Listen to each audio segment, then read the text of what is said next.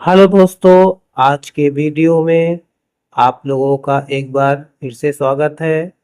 आज हम लेकर आए हैं सोल्डरिंग टॉपिक से कुछ इम्पॉर्टेंट एमसीक्यू क्वेश्चन जो हमारे आईटीआई सीबीटी एग्ज़ाम 2026 के लिए अत्यंत महत्वपूर्ण हो सकते हैं। तो दोस्तों, आज का जो पहला क्वेश्चन है वह है सोल्डरिंग का मुख्य उद्देश्य क्या है? धातु काटना, धातु जोड़ना, धातु पॉलिश करना या धातु गलाना। तो दोस्तों, सोल्डरिंग एक ऐसी विधि होती है जिसमें दो या दो से अधिक धातुओं को कम गलनांक में मिश्र धातु के माध्यम से, जिसे हम सोल्डर कहते हैं, उसको पिघलाकर जोड़ बनाना होता है। और दोस्तों, जो हमारा मिश्र धातु होता है वह कहलाता है सोल्डर। और यह सोल्डर टिन प्लस लेड का मिश्र धातु होता है। तो दोस्तों, सोल्डिंग हमारी एक ऐसी विधि होती है जिससे हम धातु को जोड़ते हैं। तो हमारा जो सही आंसर होगा वो है हमारा बी नंबर। उसके बाद हमारा जो नेक्स्ट क्वेश्चन है वो है सोल्डरिंग में सामान्यतः कौन सी मिश्र धातु उपयोग होती है? Copper plus iron, lead plus tin, aluminium plus zinc, steel plus nickel. तो दोस्तों, जो हमारा सोल्डर बनता है सोल्डरिंग करने के लिए वह मिश्र धातु होता है लेड प्लस टिन का, जिसमें लेड हमारा मजबूती प्रदान करता है और टिन जो होता है इसकी गलनांक बिंदु बहुत कम होती है, इसलिए ये जल्दी पिघलाने का काम करता है, जिससे दो धातुओं के बीच की जो गैपिंग होती है उसमें सोल्डर आसानी से पिघलता है, कम हीट पाने पे आसानी से पिघलता है और सोल्डरिंग और जोड़ को, दो धातुओं के बीच जोड़ को मजबूत बनाता है। हमारा जो सही आंसर होगा वो होगा बी नंबर। उसके बाद हमारे पास नेक्स्ट क्वेश्चन है, फ्लेक्स का उपयोग क्यों किया जाता है? तार काटने के लिए, धातु साफ करने के लिए, वोल्टेज बढ़ाने के लिए या रेजिस्टेंस घटाने के लिए। तो दोस्तों, जो हमारा धातु होता है उन धातुओं में बहुत से अशुद्धियाँ होती हैं, उसमें बहुत से ऐसे लेयर होते हैं जिससे सोल्डिंग अच्छे से नहीं हो पाती है। तो उन धातुओं के परत को साफ करने के लिए हम फ्लेक्स का उपयोग करते हैं। हमारा जो आंसर होगा वो होगा बी नंबर। उसके बाद चलते हैं दोस्तों नेक्स्ट क्वेश्चन में। हमारा जो नेक्स्ट क्वेश्चन है, सॉफ्ट सोल्डरिंग में तापमान लगभग कितना होता है?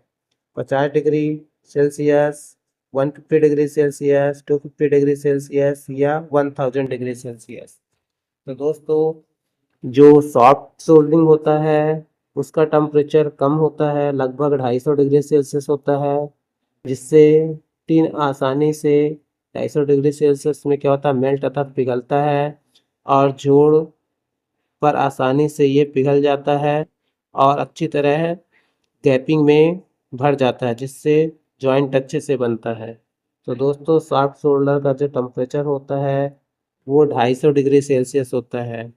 उसके बाद जो हमारे पास नया क्वेश्चन है वो है, इलेक्ट्रॉनिक सर्किट में सामान्यतः कौन सी सोल्डरिंग प्रयोग की जाती है? Hard soldering, soft soldering, gas welding या आर्क वेल्डिंग। तो दोस्तों, जो हमारे इलेक्ट्रॉनिक्स कंपोनेंट होते हैं वो साइज में बहुत छोटे होते हैं, जैसे डायोड हो गया, आईसी हो गया। तो जब इसमें हम जोड़ने या रिप्लेसमेंट का काम करते हैं इलेक्ट्रॉनिक कंपोनेंट को, तो उसके लिए हम सॉफ्ट सोल्डर का उपयोग करते हैं, जिसका टेम्परेचर आपका 250 डिग्री सेल्सियस होता है और ये आसानी से इसमें सोल्डर क्या होता है, इसको जॉइंट बनाने में मदद करता है, जिससे हमारा इलेक्ट्रॉनिक्स सर्किट ख़राब नहीं होता है। तो सॉफ्ट सोल्डर का उपयोग करते हैं इलेक्ट्रॉनिक सर्किट में। उसके बाद हमारा जो नेक्स्ट क्वेश्चन है वो है, कौन सा फ्लेक्स इलेक्ट्रॉनिक कार्य में अधिक उपयोग होता है? Zinc chloride, resin flux, acid flux या अमोनिया फ्लेक्स। तो इसका जो सही आंसर है वो है हमारा रेजिन फ्लेक्स। रेजिन फ्लेक्स का उपयोग हम इलेक्ट्रॉनिक्स कार्य में बहुत ज़्यादा करते हैं। उसके बाद हमारा जो नया क्वेश्चन है वो है 25 वाट सोल्डिंग आयरन का उपयोग सामान्यतः कहाँ होता है? भारी मशीनों में, इलेक्ट्रॉनिक पीवीसी कार्य में, बिल्डिंग में या मोटर में। तो दोस्तों जो 25 वाट का सोल्डिंग आयरन होता है वह बहुत कम हीट करता है, जिसका उपयोग हम आसानी से इलेक्ट्रॉनिक सर्किट में कर सकते हैं, क्योंकि इसका टेम्परेचर कम होने के कारण इसमें इलेक्ट्रॉनिक पीसीबी बोर्ड ख़राब नहीं होता है और इसमें जॉइंट करने वाले जो छोटे छोटे इलेक्ट्रॉनिक कंपोनेंट होते हैं, जैसे आपका डायोड हो गया, आईसी हो गया, ट्रांजिस्टर हो गया, ये सभी आपके इक्विपमेंट ख़राब नहीं होते हैं कम टेम्परेचर में। इसलिए 25 वाट के सोल्डिंग आयरन का उपयोग इलेक्ट्रॉनिक सर्किट में किया जाता है। उसके बाद हमारा सामने नया क्वेश्चन है, सोल्डिंग में टिन का मुख्य कार्य क्या होता है? जंग लगना, धातु पिघलाने का तापमान कम करना, रजिस्टेंस बढ़ाना या तार काटना। तो दोस्तों टिन एक ऐसा धातु होता है जिसका गलनांक मतलब मेल्टिंग पॉइंट बहुत कम होता है और ये आसानी से 250 डिग्री सेल्सियस में पिघल जाता है। तो इसका जो सही आंसर होगा, पिघलने का तापमान कम करना ही किसका काम होता है दोस्तों? टिन का कार्य होता है। तो आंसर यहाँ पे क्या होगा? B number. उसके बाद हम नेक्स्ट क्वेश्चन में चलते हैं। तो हमारा जो नेक्स्ट क्वेश्चन है 9वें नंबर का, वो है सोल्डिंग में वेटिंग का अर्थ क्या है? पानी डालना, सोल्डर का सरफेस पर फैलना, तार सुखाना या धातु गलाना। तो दोस्तों जो वेटिंग होता है, वेटिंग एक ऐसी विधि होती है जिसमें सोल्डरिंग के समय जब हम धातु को जोड़ने के लिए सोल्डर को फैलाते हैं, वो हमारा क्या कहलाता है? वो हमारा क्या कहलाता है? वेटिंग। तो वेटिंग का मतलब हो गया सोल्डर का सरफेस पर फैलना ही वेटिंग होती है। उसके बाद हमारा जो नेक्स्ट क्वेश्चन है 10वें नंबर का दोस्तों, वह है डिसोल्डरिंग का उपयोग किस लिए किया जाता है? नया तार जोड़ने के लिए, पुराना सोल्डर हटाने के लिए, धातु काटने के लिए, वायर टेस्ट करने के लिए। तो दोस्तों जब हम किसी पीसीबी बोर्ड का मेंटेनेंस करते हैं, अर्थात उसमें कोई भी इलेक्ट्रॉनिक कंपोनेंट सोल्डरिंग करके लगा सर्किट बनाया जाता है, तो उस इक्विपमेंट को ख़राब होने से या रिप्लेसमेंट करने के लिए हम उसे पहले डिसोल्डरिंग करते हैं, अर्थात पुराने सोल्डरिंग को क्या करते हैं? हटाते हैं डिसोल्डरिंग प्रोसेस में, जिसे हम डिसोल्डरिंग कहते हैं। तो यहाँ पे क्या होगा? डिसोल्डरिंग का मतलब होता है पुराना सोल्डर हटाने के लिए। तो इसका जो सही आंसर होगा वो बी नंबर आंसर सही होगा। उसके बाद दोस्तों हम नेक्स्ट क्वेश्चन में चलते हैं। सोल्डिंग में सबसे महत्वपूर्ण बात क्या है? अधिक हीट, साफ सरफेस और सही हीट, अधिक फ्लेक्स या मोटा वायर। तो दोस्तों सोल्डिंग का जो मुख्य बात होता है वो होता है कि हम जहाँ पर जॉइंट बना रहे हैं वह सरफेस हमारा क्या होना चाहिए दोस्तों? साफ होना चाहिए और टेम्परेचर हमारा उतना ही होना चाहिए जितना उसको ज़रूरत पड़ेगी। इसलिए जो सही बात है सोल्डिंग करने का ध्यान देने वाली, वह है सरफेस साफ होना और सही हीट होना। उसके बाद दोस्तों नेक्स्ट क्वेश्चन है हमारा, यदि सोल्डिंग आयरन ऑन है लेकिन सोल्डर नहीं पिघल रहा है तो संभावित कारण क्या होगा? अधिक फ्लेक्स होना, टिप पर ऑक्साइड जम गया है, वायर पतला है या पीसीबी खराब है। तो दोस्तों यदि हमारे सोल्डर ऑन है और वह किसी भी प्रकार से हीट नहीं कर रहा है, तो इसका मतलब ये है कि सोल्डर का जो टिप है उसके आसपास या उस टिप पर ऑक्साइड का लेयर जमा हुआ है, जिससे वह अच्छे से हीट नहीं कर पा रहा है या हीट नहीं करता है। तो इसका आंसर जो होगा वो होगा दोस्तों बी नंबर। चलिए दोस्तों हम नेक्स्ट क्वेश्चन में चलते हैं। तो हमारा जो नेक्स्ट क्वेश्चन है, पीसीबी में अधिक सोल्डर भर जाने पर क्या समस्या हो सकती है? Open circuit, short circuit, voltage increase या रेजिस्टेंस जीरो। तो दोस्तों मान लीजिए आपका एक पीसीबी बोर्ड है, पीसीबी बोर्ड का पूरा नाम होता है प्रिंटेड सर्किट ब्रेकर। तो दोस्तों इस पीसीबी बोर्ड में मान लीजिए यहाँ पे दो इक्विपमेंट छोटे छोटे लगे हैं। अब यहाँ पे हम मान लीजिए सोल्डिंग कर रहे हैं एक इक्विपमेंट में और सोल्डर जो है वो आके दोनों पिघल गया, ज़्यादा पिघल गया है, तो दोस्तों ये दोनों इक्विपमेंट में सोल्डर क्या हो जाएगा, जॉइंट हो जाएगा। और जब सर्किट ऑन करेंगे तो दोनों आपस में क्या हो सकते हैं, शॉर्ट सर्किट हो सकते हैं दोस्तों। तो पीसीबी में अधिक सोल्डर भर जाने का जो समस्या है वो है शॉर्ट सर्किट होने का। तो जो हमारा आंसर है दोस्तों वो बी नंबर ऑप्शन आपका सही है। उसके बाद चलते हैं दोस्तों हम नेक्स्ट क्वेश्चन में। तो जो हमारा नेक्स्ट क्वेश्चन है, सोल्डिंग में सबसे बड़ी सावधानी क्या है? अधिक फ्लेक्स उपयोग करना, सही टेम्परेचर कंट्रोल बनाए रखना, मोटा वायर लेना, अधिक वोल्टेज होना। तो दोस्तों सोल्डिंग में सबसे ज़रूरी बात या सावधानी रखने वाली बात होती है वह है सही टेम्परेचर कंट्रोल करके रखना। क्योंकि यदि हम सही टेम्परेचर कंट्रोल करके नहीं रखेंगे सोल्डिंग आयरन का, तो जहाँ पे हम सोल्डिंग कर रहे हैं वह इक्विपमेंट या पीसीबी बोर्ड हमारा क्या हो सकता है दोस्तों, हीट करके ख़राब हो सकता है। इसलिए टेम्परेचर को कंट्रोल बनाए रखना बहुत आवश्यक होता है। उसके बाद दोस्तों हम नेक्स्ट क्वेश्चन में चलते हैं। हमारा जो नेक्स्ट क्वेश्चन है वो है सोल्डिंग आयरन स्टैंड का उपयोग क्यों किया जाता है? वोल्टेज बढ़ाने के लिए, सेफ्टी के लिए, रेजिस्टेंस घटाने के लिए या तार काटने के।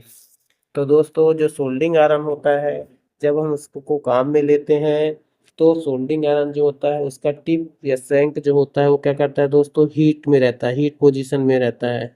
और इस हीट पोजीशन में सोल्डिंग आयरन को कहीं भी हम रख देंगे तो किसी भी प्रकार से दुर्घटना होने की संभावना हो सकती है। इसलिए सोल्डिंग आयरन को हमेशा सोल्डिंग स्टैंड पर रखना चाहिए जिससे किसी भी प्रकार से दुर्घटना न हो और हमारी सेफ्टी बने रहे। तो सोल्डिंग आयरन में सोल्डिंग स्टैंड का उपयोग सेफ्टी के लिए किया जाता है दोस्तों। तो इसका जो सही आंसर होगा वो होगा बी नंबर ऑप्शन हमारा सही होगा। उसके बाद चलते हैं दोस्तों हम नेक्स्ट क्वेश्चन में। तो हमारा जो नेक्स्ट क्वेश्चन है, सोल्डिंग आयरन की टिप पर काला पदार्थ जमने का क्या कारण है? अधिक कूलिंग, ऑक्सीडेशन, कम वोल्टेज, अधिक करंट। तो दोस्तों जो हमारा सोल्डिंग आयरन होता है उसके उसमें आपका यदि यहाँ पे काला परत चढ़ता है या काला पदार्थ जमता है तो उसे हम बोलते हैं ऑक्सीडेशन। क्या बोलते हैं दोस्तों? ऑक्सीडेशन बोलते हैं। और उसको साफ करने के लिए हम फ्लेक्स का उपयोग करते हैं। तो दोस्तों सोल्डिंग आयरन की टिप पर काला पदार्थ जमने का कारण जो होता है वो होता है ऑक्सीडेशन। तो हमारा जो सही आंसर होगा वो होगा बी नंबर ऑप्शन हमारा सही होगा दोस्तों। इसके बाद हम चलते हैं नेक्स्ट क्वेश्चन की तरफ। हमारा जो 17वां नंबर का क्वेश्चन है वह है सोल्डिंग आयरन की क्षमता किसमें व्यक्त की जाती है? वोल्ट में, एम्पियर में, वाट में या ओम में।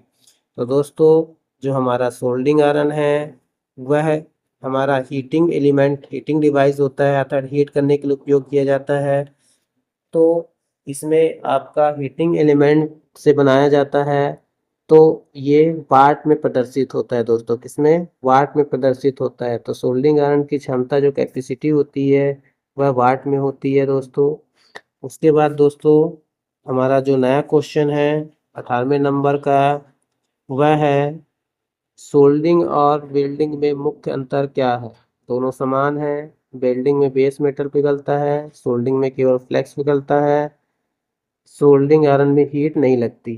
तो दोस्तों यहाँ हम ऑप्शन देखते हैं कि सोल्डिंग में हीट की नहीं लगती, ये तो गलत, जब ये गलत ऑप्शन है। सोल्डिंग में हीट लगती है जिसके कारण सोल्डर को पिघलाया जाता है।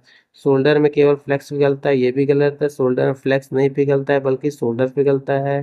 दोनों समान, सोल्डिंग और वेल्डिंग दोनों समान नहीं होते हैं, ये भी गलत ऑप्शन है। तो हमारा जो सही आंसर होगा वो होगा बी नंबर, वेल्डिंग में बेस मेटल पिघलता है। वेल्डिंग में बेस मेटल पिघलता है दोस्तों। तो हमारा जो सही आंसर होगा वो बी नंबर। इसके बाद हम चलते हैं नेक्स्ट क्वेश्चन में। तो हमारा जो नेक्स्ट क्वेश्चन है दोस्तों वो है टीनिंग प्रक्रिया क्या है? वायर काटना, टिप पर सोल्डर की पतली परत चढ़ाना, फ्लेक्स हटाना या पीवीसी धोना। तो दोस्तों जो टीनिंग होती है वो एक ऐसी प्रोसेस या विधि होती है जिसमें टिप पर शोल्डर की पतली चढ़ाने क्या कहलाता है दोस्तों? टीनिंग कहलाती है। तो जो हमारा आंसर होगा वो है बी नंबर। उसके बाद दोस्तों हम आज के वीडियो का लास्ट क्वेश्चन देखते हैं 20वें नंबर का। एसिड फ्लेक्स को इलेक्ट्रॉनिक सर्किट में उपयोग नहीं करने का क्या कारण है? हीट कम कर देता है, करोजन पैदा करता है, करंट रोकता है, फ्लेक्स सूख जाता है। तो दोस्तों जो एसिड फ्लैक्स होता है उसका उपयोग हम इलेक्ट्रॉनिक सर्किट में नहीं करते हैं, क्योंकि वह ज़्यादा से ज़्यादा करोजन पैदा करता था, जंग लगने की संभावना ज़्यादा हो जाती है। तो इसका जो सही आंसर होगा दोस्तों वो है बी नंबर। तो दोस्तों इस प्रकार से हम आज के वीडियो में सोल्डरिंग से संबंधित इम्पॉर्टेंट एमसीक्यू क्वेश्चन देखे, जो हमारे एग्जाम के लिए अत्यंत महत्वपूर्ण होंगे। इस प्रकार के नए नए टॉपिक में नए नए टॉपिक के इम्पॉर्टेंट एमसीक्यू जानने या स्टडी करने के लिए हमारे चैनल से जुड़े रहें और हमारे चैनल को लाइक शेयर और सब्सक्राइब जरूर करें, ताकि आगे आने वाले वीडियो आपको समय पर मिलता रहे, जो आपके लिए ज़्यादा से ज़्यादा हेल्पफुल हो दोस्तों। तब तक के लिए दोस्तों धन्यवाद, नमस्ते।